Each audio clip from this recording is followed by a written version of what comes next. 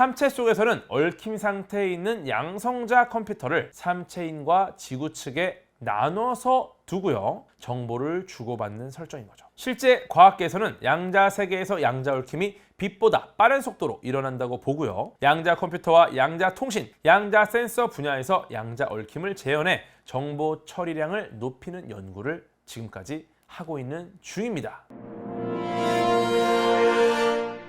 네, 안녕하십니까. 과학 커뮤니케이터 궤도입니다. 삼체를 정말 좋아하는 과학 커뮤니케이터 궤도가 돌아왔습니다. 1화부터 4화까지 리뷰를 정말 즐겁게 했고요. 이번엔 5화 리뷰입니다. 사실상 굉장히 중요한 장면들 그리고 충격적인 장면들이 많이 담겨있는 5화였고요. 이번 넷플릭스 삼체 시즌 1의 거의 클라이막스가 아닌가 싶을 정도로 보다가 정말 충격적인 장면들이 많이 나옵니다. 이 부분에 대해서 한번 오늘 심도 있게 다뤄보도록 하고요. 역시나 원작과의 비교, 원작 내용을 발췌하면서 한번 5화 리뷰 차근차근 가보도록 하겠습니다. 웡이 예원재를 신문하는 장면으로 시작을 하죠. 예원재에게 삼체인에게 답을 한 이유가 뭐냐 물었을 때 그녀는 지구인들은 문제를 해결할 능력을 잃었기 때문이라고 이야기를 한 거죠. 심지어 예원재는 자신이 체포된 것조차도 삼체인들의 뜻이라고 주장을 합니다. 이 정도면 정말 광적인 믿음이겠죠. 그리고 웜은 배에서 마이크 에반스가 뭘 하는지 궁금해하면서 빛보다 빠른 통신은 불가능하기 때문에 서로 간의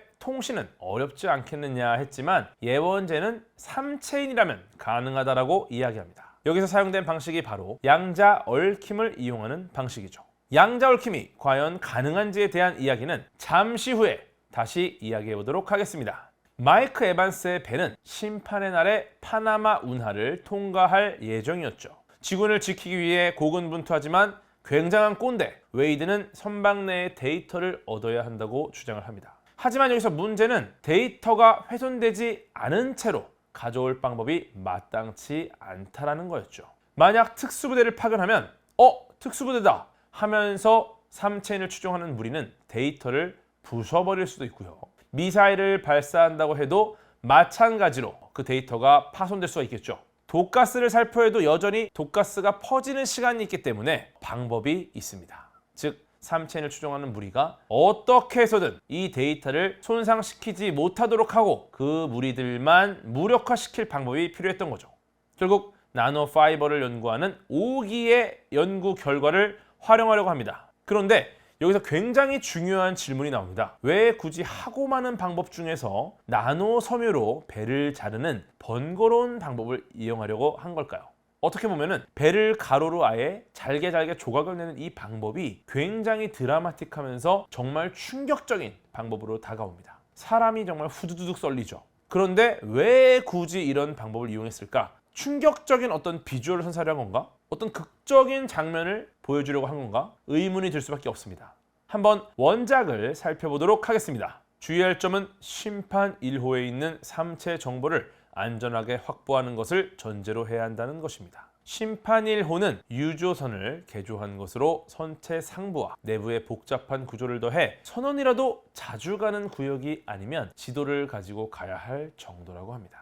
우리는 선체 구조에 대해 아는 것이 거의 없습니다. 심판 1호 컴퓨터 센터의 정확한 위치도 모르고 누락된 삼체 정보가 컴퓨터 센터의 서버에 저장되어 있는지 복사본은 몇 개나 되는지조차 모릅니다. 우리가 목표를 달성할 수 있는 유일한 방법은 심판 1호를 통째로 점령하고 통제하는 것입니다. 이 과정이 가장 어렵습니다. 공격하는 과정에서 적이 삼체 정보를 삭제하는 것을 막아야 합니다. 적은 급박한 순간 일반적인 방법으로 삭제하지는 않을 것입니다. 현재 기술로 복구하기가 쉬우니까요. 서버, 하드 드라이버나 다른 저장 장치를 총으로 한번 쏘기만 해도 모든 게 끝입니다. 10초면 끝날 겁니다. 때문에 우리는 10초가 지나기 전에 저장 장치 근처의 적을 제압해야 합니다. 동시에 내부에 있는 다른 설비, 특히 컴퓨터 설비가 파괴되지 않도록 해야 합니다. 드라마에서는 나오지 않지만 원작에서는 회의를 통해 여러 방법들, 구형 번개 무기, 중성자탄, 신경가스, 진동폭탄, 저음파 등 이런 방법들이 왜 안 되는지를 논의했습니다. 일단 구형 번개 무기는 선체 번개를 차단하는 자기장 벽이 있거나 에너지를 방출하기까지 10초에서 1분 혹은 그 이상이 걸리니까 적이 저장장치를 파괴할 시간적 여유가 충분할 것이다. 중성자탄이나 신경가스도 중성자 복사나 가스가 선내에 퍼지는데 충분히 시간이 걸린다. 진동폭탄은 사람을 한 번에 기절시키지만 방 한두 개 크기에서만 사용이 가능하고요. 배 전체는 불가능하다. 저음파 무기는 실험 단계라 실전에서 사용이 불가능하다. 그래서 다른 방법을 사용하지 못했던 거죠. 그래서 어쩔 수 없이 나노 섬유를 활용하는 방법을 쓸 수밖에 없었던 거죠. 여기에 대한 이야기는 다시 뒤에서 다루도록 하겠습니다. 하지만 우리 5기는 연구를 하면 카운트다운이 시작될 거라서 선뜻 못하는 중이죠. 결국 웡이랑 함께 연구실에 가서 연구를 시작했는데 놀랍게도 카운트다운이 나타나지 않습니다. 그래서 결국 나노 섬유를 계속 연구할 수 있게 되는 거죠. 5기 그리고 진청의 남자친구 라지, 이름이 라지입니다. 네, 대단한 친구예요. 라지가 이끄는 영국 해군팀을 모집을 하게 되죠. 그 사이에 윌은 재계 유산을 물려받아 부자가 됩니다. 드디어 나노 섬유로 배를 써는 시간이 다가옵니다. 그런데 또 이런 고민이 들 겁니다. 지금 여러 가지 방법들은 안 된다는 판단을 했어요. 그런데 나노 섬유밖에 안 된다라고 보기에는 나노 섬유로 배를 잘게 썰게 되면 저장 장치도 썰리면 어떡합니까? 그러면 사실 폭탄으로 터뜨린 거랑 무슨 차이인가? 원작 소설을 만나보도록 하겠습니다. 누군가 물었다. 삼체 정보를 저장한 설비가 절단되어 파괴되는 것 아닙니까? 컴퓨터 전문가가 거들었다. 절단된다 해도 문제는 크지 않습니다. 그렇게 가는 줄은 매우 예리해서 절단면이 고르죠. 그런 상태라면 하드드라이브, CD든 직접 회로, 저장 장치든 대부분 복구할 수 있습니다. 네, 원작에서 말하는 것처럼 저장 장치가 나노 섬유에 썰릴 가능성은 낮다는 거죠. 어쨌거나 나노 섬유를 일정 간격으로 벌려서 써니까요. 기가 막히게 저장 장치가 나노 섬유에 잘리더라도 나노 섬유로 잘린 절단면은 고르기 때문에 복구가 가능하다고 보는 것입니다. 아마도 나노 섬유를 공격을 하게 되면 한 번도 본 적 없는 새로운 기술이라서 사람들은 속수무책으로 당할 거라고 보는 것이죠. 미사일이나 독가스 같이 어떤 공격이 왔다, 빨리 저장 장치를 파괴해야지 라는 판단을 못할 정도로 당황할 거고요. 눈에는 보이지 않은데 슝슝 썰린다. 이거는 너무너무 충격적으로 느낄 테니까 놀라서 어떻게 해야 할지 대응도 못할 테고 우왕좌왕하는 사이에 상황은 종료될 것이라 보는 것이죠. 그리고 실제로 그렇게 되었습니다. 또 재밌는 건 이런 질문도 있었죠. 나노 섬유가 모든 것을 썰어버린다면 나노 섬유를 붙들고 있는 기둥은 왜 썰리지 않는가? 이 부분은 박권 교수님과도 이야기를 나눴었습니다. 아마 넓은 면적에 나노천을 달아서 기둥에 설치했을 거라고 말씀하셨는데요. 이 역시 원작에서 아이디어가 있었습니다. 원작을 보겠습니다. 여기서 비도라는 것이 나노 섬유라고 보시면 됩니다. 심판 1호가 통과할 때 기둥이 비도를 지탱할 수 있습니까? 왕мя오가 대답했다. 그것은 해결할 수 있습니다. 널쩍한 상태의 비도가 소량이 있습니다. 기둥에 가는 줄을 고정할 때 이걸 나사 바지로 쓸 수 있습니다. 재미있는 건 실제로 나노 섬유를 연구하는 과학자들도 나노 섬유를 제자리에 고정하는 방법이 가장 어려운 일이라고 합니다. 나노 섬유 기술은 실제로 존재하지만 특정한 조건 하에서 실험실에서 만들어지고요. 그래서 대량 생산이 굉장히 어렵고 생산이나 보관에 비용이 많이 든다고 합니다. 하지만 모든 것을 쪼개버릴 만큼 강력한 것은 맞다고 주장하죠. 나노 섬유를 견고하게 붙들고 이걸로 써는 것도 어느 정도 과학기술을 기반으로 나온 이야기라고 보시면 좋습니다. 네, 드디어 5기의 나노 섬유를 이용해서 작전이 시작됩니다. 지나가는 심판의 날 배를 수평으로 가르고요. 마이크 에반스를 포함한 모든 사람을, 심지어 어린아이까지 전부 죽이는 거죠. 이건 드라마가 더 잔인한 부분인데요. 원작 소설에선 아이들이 언급되지 않습니다. 심판의 날 호에 아이들이 탔다는 언급이 없다는 거죠. 그만큼 원작 소설에 없는 내용을 드라마에서는 훨씬 더 자극적으로 보여준 거죠. 원작 소설의 무고한 희생은 파나마 도선사 1명 정도로 보이고요. 하지만 심판의 날, 심판 1호에는 드라마상에서 아이의 잘린 발목이 보일 정도로 굉장히 충격적인 묘사가 시작됩니다. 또 이런 질문이 있습니다. 나노 섬유로 자를 때 이상한 점이 있기도 해요. 바로 잘린 부분은 그대로 그 자리에 남는다는 겁니다. 사실 나노 섬유로 잘리게 되면 잘린 부분, 남아있는 이 여러 신체 부위가 툭툭 떨어지면 안 되고요. 이동하는 관성 때문에 가면서 잘려야 됩니다. 이 말은 뭐냐면은 그대로 잘리면서 잘린 부분이 이동해야 한다는 거죠. 어쨌든 이런 상상조차도 너무 잔인하고 충격적인 장면이기도 합니다. 그리고 재밌는 게 이런 고민도 있어요.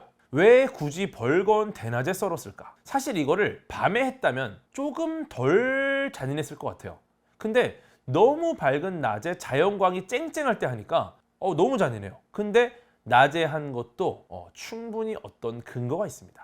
원작을 볼게요. 그렇게 하면 줄 간격은 50cm 정도로 해야 합니다. 더 좁히면 줄이 부족합니다. 그리고 반드시 배가 낮에 지나가게 해야 합니다. 밤이면 사람들이 자려고 누울 것 아닙니까? 50cm 간격은 너무 커. 하지만 낮이면 대부분 앉아있거나 쭈그리고 있을 테니 충분하지. 정말 악마 같은 계획이 아닐 수 없습니다. 나노 섬유가 부족하기 때문에 최소한 50cm 간격으로 벌려놔야 되는 겁니다. 이 틈이 생각보다 멀어요. 그러니까 사람들이 누워있으면 혹시나 이 섬유를 피해갈 수도 있다. 그러니 앉아있거나 서있거나 쭈그려 있는 낮에 해야 한다. 원작 소설은 정말 악마 같은 계획의 면모가 드러나는 대신에 어린아이를 희생시키지는 않았습니다.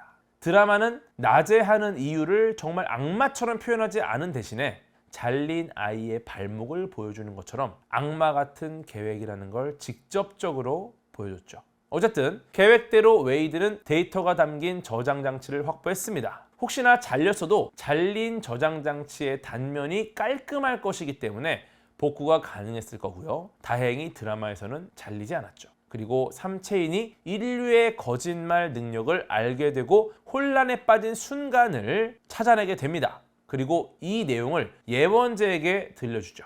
그리고 진을 찾아옵니다. 누가? 웨이드가. 웨이드는 진에게 고차원에 대해서 묻습니다. 진은 대답합니다. 우리의 뇌는 3차원으로 진화했기 때문에 아무도 제대로 알지 못한다. 고차원을 아는 인류는 잘 없다. 다만 인간이 이해하는 한도 내에서는 내가 제일 잘한다. 라고 진이 대답을 하는 거죠. 담담하게 사실대로 내가 제일 잘 알아. 근데 굳이 왜 고차원에 대한 이야기를 했을까? 고차원에 대한 떡밥은 뒤에서 여분 차원에 대한 이야기가 나오기 때문에 필요한 떡밥입니다. 바로 여기서 고차원은 지자를 설명하기 위해 넣은 것으로 보이죠. 이 이야기가 무슨 이야기인지는 추후 지자에 대한 설명에서 다시 이해할 수 있을 겁니다. 여분 차원, 지자를 설명하기 위해 넣었다. 고차원에 대한 이야기를 웨이드와 진이 나눴다는 겁니다. 그리고 이제 진과 웨이드가 금속 팬티, VR 헤드셋을 끼고 저장 장치 안으로 들어가자 그 안에는 칼을 등에 찬 소폰이 기다리고 있었죠. 소폰, 기억나시죠? 인공지능 아바타, 삼체인의 대리인 같은 친구입니다. 어쩌면 지자의 형상화된 모습이라고 볼 수도 있겠죠. 드라마에서는 양자암호를 써서 해독이 오래 걸린다는 내용이 나오지만 원작에서는 해독에 대한 내용은 없습니다. 심지어 드라마에서는 삼체인 아바타 소폰이 직접 웨이드와 진을 만나서 설명을 해주죠. 그리고 드디어 지자의 등장입니다. 지자에 대한 자세한 설명과 함께 기존에 굉장히 거대했던 떡밥이 풀리는 회차가 바로 5회차인 거죠. 일종의 인공지능 아바타인 소폰은 지자가 무슨 짓을 하는지 설명하려고 등장을 합니다. 웨이드가 묻습니다. 삼체인 너희들은 우리처럼 생겼냐? 그러자 소폰은 대답합니다. 널 배려해서 이런 모습을 했다. 이렇게 말하면서 아마 실제 모습은 마음에 들지 않을 거라고 합니다. 그럼 또 여기서 궁금한 거. 과연 삼체인은 어떻게 생겼을까? 간단한 추정을 먼저 해보고요. 나중에 좀 더 자세한 묘사를 종합해서 설명을 드리도록 하겠습니다. 재미있는 건 뒤에 나오죠. 너희들은 벌레다 라고 말하는 삼체인이지만 사실상 벌레에 가까운 게 삼체인이라고 보는 측면도 있어요. 삼체인만큼 뛰어난 생존력을 보이는 생명체, 지구에도 존재합니다. 바로 곰벌레, 물곰입니다. 완보동물 문에 속하는 생물의 총칭이고요. 사막, 극지 등등 지구상 모든 장소에서 살고 있다고 해도 과언이 아닐 정도로 생존력이 뛰어난 친구입니다. 체내 수분량을 평소의 1%까지 줄일 수 있고요. 극도의 건조 상태에서도 오랜 시간 살아남을 수 있다는 거죠. 이 말이 뭡니까? 삼체인의 특징, 즉 탈수가 가능한 생명체라는 것입니다. 물론 실제로는 몇 년 정도 버티는 것으로 되어 있는데요. 재미있는 건 자연사 박물관에서 120년 전에 만든 표본 속 곰벌레가 연구하기 위해 살펴보는 사이에 다리 한쪽을 움직였다는 사례도 있어요. 물론 다리를 한번 움직였다고 살아났다고 보기는 힘들지만 그래도 120년 전입니다. 120년 전에 만든 표본 속에 있는 친구가 움직인 거예요. 대단한 일이죠. 어쩌면 삼체인의 특징, 탈수가 가능하다는 걸 봤을 때 곰벌레라 불리는 물곰과 비슷한 형태, 크기가 아닐까라는 고민도 해보는 겁니다. 물론 삼체인의 외모에 대한 보다 자세한 내용들, 원작 소설, 스피노프 소설 등에 나와 있는 다양한 정보들을 토대로 삼체 리뷰의 마지막 부분에서 한번 다시 다뤄보도록 하겠습니다. 다시 소폰이 설명합니다. 인류는 안정적인 환경에서 문명을 발전시키기 때문에 삼체인보다 훨씬 빠르게 과학기술이 발전했다고 하죠. 삼체인이 지구에 도착하기까지 400년이 걸리는데 그 사이에 인류는 엄청난 과학기술을 보유할 것이고요. 삼체인의 함대를 아마도 바로 무찌를 수 있을 것이라고 판단했습니다. 그리고 지구인들은 발전된 과학기술로 삼체 행성으로 가서 삼체인들을 모조리 멸망시킬 거라고 생각한 거죠. 일종의 복수죠. 그래서 지구인들의 과학기술이 발전하지 못하도록 방해하는 방법, 무력화할 방법을 찾은 겁니다. 그것이 바로 지자를 활용하는 것이죠. 그럼 여기서 지자란 무엇입니까? 지자는 양성자, 양전하를 띠는 핵자입니다. 즉 양전하를 띠는 원자핵을 이루는 입자라고 볼 수 있겠죠. 여기서는 그냥 아주 작은 입자다라고 보시면 될 것 같아요. 그런데 이게 지각이 있는 인공지능 컴퓨터입니다. 정말 작은 컴퓨터입니다. 근데 이게 3차원이 아니라 훨씬 많은 차원이 접혀 있는 거죠. 그리고 이 차원을 펼치면 엄청나게 많은 것을 넣을 수 있다는 겁니다. 에너지를 하나의 양성자에 집중해서 양성자를 고차원으로 펼치면 양성자가 엄청나게 커지고요. 심지어 지구 전체를 덮을 수 있는 보자기만큼 커진다. 그 보자기에 회로를 그려서 컴퓨터를 만든다라는 아이디어입니다. 그럼 원작을 보겠습니다. 지자 프로젝트는 간단히 말해 양성자를 슈퍼 스마트 컴퓨터로 개조하는 것입니다. 농업 집정관이 말했다. 크게 유행한 공상과학으로 여기 있는 사람들도 다 들어봤을 겁니다. 하지만 현실이 되다니 조금 갑작스럽습니다. 저는 물리학자들이 미시세계의 11차원 구조 중 9차원을 컨트롤할 수 있다는 걸 알고 있습니다만 그래도 상상이 안 됩니다. 당신들이 작은 핀셋을 양성자에 찔러 넣어 그 속에 대규모 집적 회로를 만들 수 있다니요. 물론 할 수 없습니다. 미시 집적 회로의 식각은 거시 속에서만 할 수 있습니다. 게다가 거시의 2차원 평면에서만 진행할 수 있습니다. 때문에 우리는 양성자를 2차원으로 펼쳐야 합니다. 9차원 구조를 펴서 2차원으로 만든다고요? 면적은 얼마나 됩니까? 과학 집정관이 미소를 지으며 말했습니다. 큽니다. 곧 볼 수 있을 겁니다. 즉 이 말은 뭐냐? 9차원 구조를 갖는 양성자를 거대하게 2차원으로 펼쳐서 판판한 면으로 펼쳐서 우리가 반도체를 만들듯이 거기에 회로를 넣어 컴퓨터를 만든다는 겁니다. 원작을 보면 2차원으로 펼치는 것에 실패해서 1차원으로 펼쳐져서 실처럼 긴 1차원 실먼지가 삼체 세계를 떠다니는 묘사가 존재합니다. 즉 이런 2차원에 펼쳐진 정말 작은 양성자 컴퓨터를 만드는데 시행착오를 넣음으로써 리얼리티를 부여하는 거죠. 그리고 재도전을 했더니 이번엔 3차원으로 펼쳐집니다. 그런데 재밌는 건 여기서 3차원으로 펼쳐진 양성자 컴퓨터가 눈의 형태를 띠고 있어요. 이건 역시 실패해서 삼체 세계로 떨어지게 되는데 다행히도 결국 양성자 하나에 불과하니까 괜찮다고 생각합니다. 하지만 이 눈 모양은 둥근 원이 됐고요. 나중에 반사경이 돼서 햇빛을 집중시켜 삼체 행성을 비춥니다. 위기를 느낀 삼체인들은 이 눈 모양으로 펼쳐진 3차원 양성자 컴퓨터를 핵미사일을 발사해서 파괴해버리는 장면도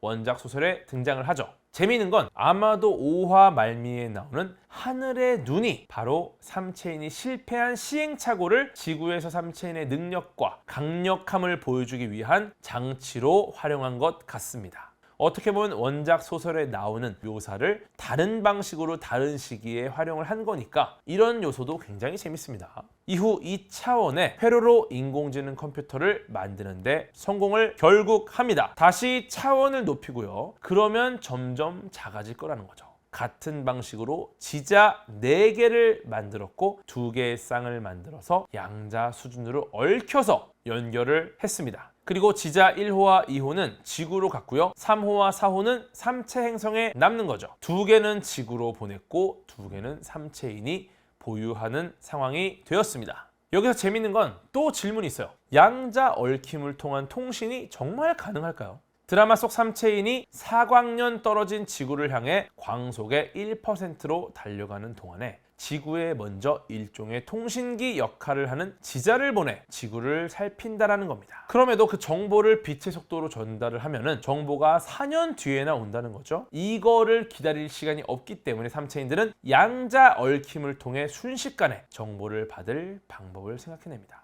양자 얽힘은 서로 멀리 떨어져 있는 두 입자 중에 하나의 상태가 결정되면 다른 입자의 상태도 결정되는 동기화 현상을 의미합니다. 삼체 속에서는 얽힘 상태에 있는 양성자 컴퓨터를 삼체인과 지구 측에 나눠서 두고요. 정보를 주고받는 설정인 거죠. 실제 과학계에서는 양자 세계에서 양자 얽힘이 빛보다 빠른 속도로 일어난다고 보고요. 양자 컴퓨터와 양자 통신, 양자 센서 분야에서 양자 얽힘을 재현해 정보 처리량을 높이는 연구를 지금까지 하고 있는 중입니다. 다만 캐나다 요크대 과학자인 물리천문학과 명예 교수님의 언급에 따르면 양자라는 단어를 앞에 놓으면 무엇이든 가능해 보이지만 삼체 시리즈에서 나온 것처럼 작동할 수는 없다라고 이야기하셨습니다.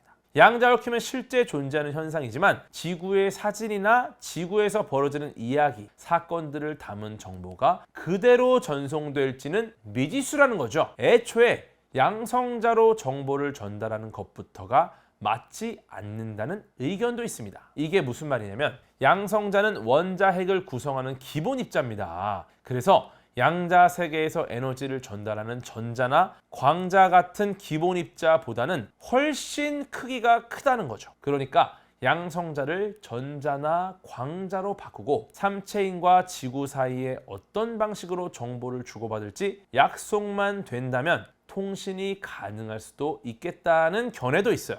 그래서 양성자 컴퓨터보다는 전자 컴퓨터나 광자 컴퓨터가 조금 더 가능성 있다라고 보는 거죠. 어쨌든 광속에 가깝게 가속시킨 지자는 지구에 도착을 했고요.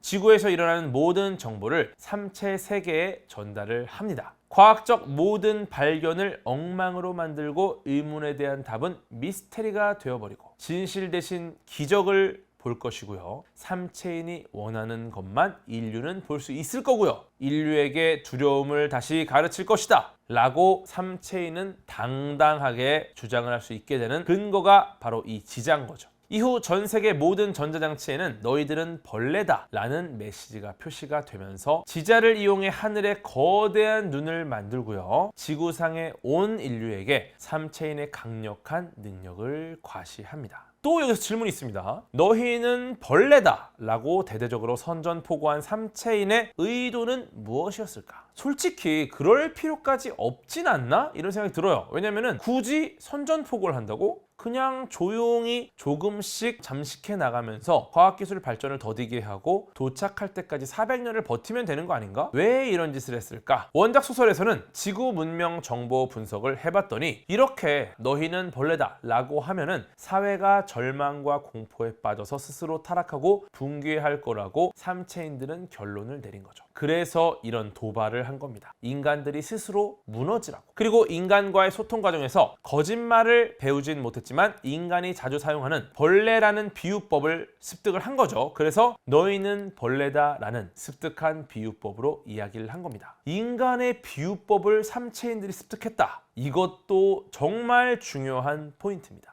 아마 이건 넷플릭스 삼체 다음 시즌에서 정말 중요하게 활용될 부분입니다. 이 부분은 시즌2에 대한 이야기를 할 때 다시 한번 언급을 드리도록 하겠습니다. 네, 여기까지 5화 리뷰였습니다. 5화에 대한 궁금증이 많이 풀리셨나요? 혹시나 아직까지도 1화부터 5화 사이에 궁금한 점이 있다 싶은 내용이 있으면 댓글로 달아주시면 저의 견해 그리고 어떤 과학적 근간을 제시해 드릴 수 있도록 노력하겠습니다. 물론 제가 의도적으로 아직 공개하지 않는 스포일러 부분들도 있어요. 그래서 현재 회차까지만 공개된 내용을 바탕으로 제가 최대한 설명을 드리고요. 뒤에 새로운 스포일러가 공개가 될 때 그때 다시 한번 짚어드리는 걸 목표로 하는 거니까 댓글로 스포를 하시기보다는 궁금한 점들 많이 남겨주시면 감사하겠습니다. 그럼 여기까지 5화 리뷰였습니다. 다음엔 6화 리뷰로 돌아오겠습니다. 우리 벌레 여러분